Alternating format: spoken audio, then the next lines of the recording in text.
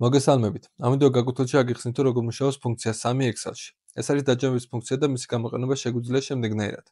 მაქვს წარმოდგენილი მცირე ზომის ცხრილი, სადაც არის აგრეგირებული შემოსავლები კლინიკებისა და განყოფილებების მიხედვით. თუმცა მე მსურს, რომ განყოფილებების ტოტალი, ანუ ჯამი, წამოიღოს ერთ უჯრაში, მის ქვემოთ. როგორ მოვიქცეთ? ამისათვის შეგვიძლია დავწეროთ ტოლობა, ავკრიფოთ ფუნქცია 3 და გავხსნათ ფრჩხილი. მაქვს პარამეტრები number 1, number 2, number 3 განცალკევებული მძიმით, თუმცა შეგვიძლია პირდაპირ დიაპაზონის სახით მივაწოდოთ ეს რიცხვები. ანუ ერთიანად მოვნიშნავთ ყველა უჯრას, დავხურავთ ფრჩხილს, დავწვევით enter და ჯამი წამოვა.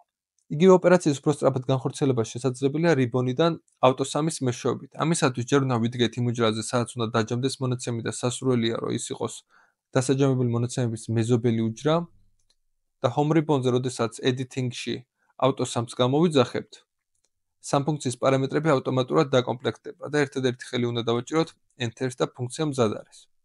ხოლო გამოძახებამდე თუ შევაყოვნებთ მაუს ავტოსამის ღილაკზე, იგი გვიკარნახებს, რომ იგივე ფუნქციონალის გამოძახება alt ტოლობის მეშვეობითაც არის შესაძლებელი. ამიტომ მოდი დავდგეთ შემდეგ უჯრაზე და დავაჭიროთ alt ტოლობას ერთდროულად და ვხედავთ იგივე შედეგს მივიღებთ.